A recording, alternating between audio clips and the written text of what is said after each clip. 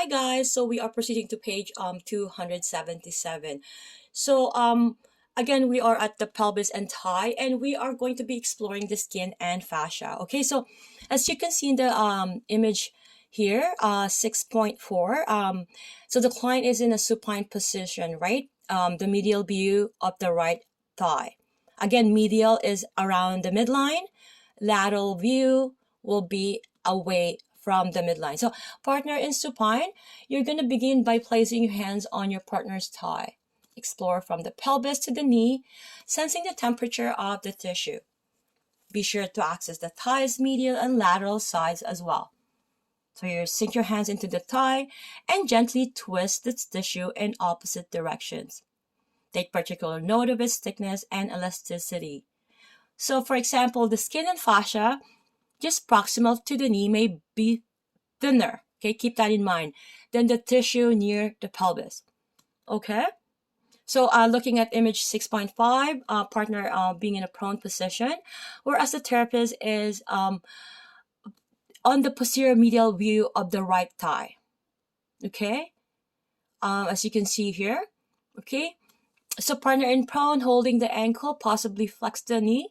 So use your other hand to gently grasp the skin and fascia proximal to the posterior knee.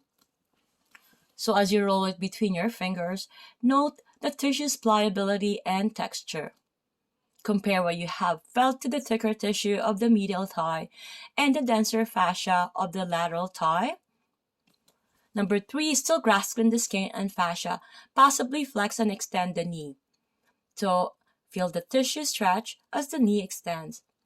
So we're going to continue the same movement while grasping the sides of the thigh. So if the tissue is difficult to grasp, you may want to use the flat of your hand to sense the changes in your tissue. Okay, so please looking at the image here, a partner in a prone position, in a superior lateral view. Okay, so as you can see, the client, again, if the therapist has to deal with the buttocks, the gluteal area, again, this is another sensitive area that we need another extra form for sensitive area that has to be signed, and we need to have informed consent. What does informed consent mean? We need to inform them that this has to be treated in a way that, because it's affecting whatever that client came for, right? I'm just showing you, and I just wanted to add that ad lib, because again, I otherwise you guys will be reading this on your own, right? So it's really important that I add a little information here. Okay, but I'm gonna limit my time always, okay, to less than 5 minutes, so that TikTok, I could post it on TikTok.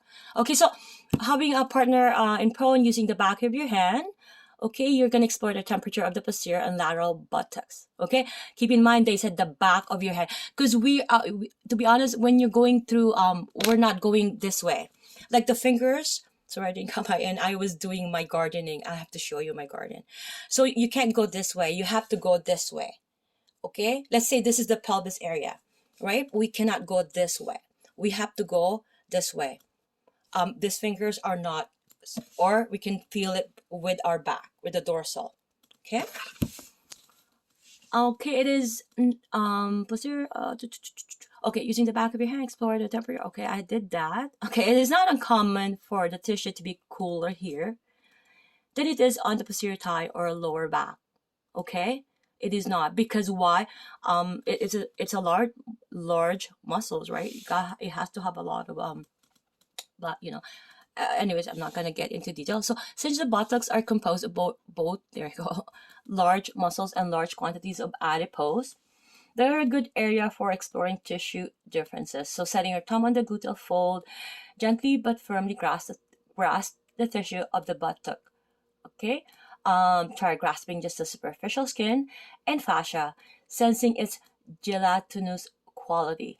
So then grasp a bit deeper and feel the thick striated mass of the gluteal muscles. Okay, I'll see you guys on page 277.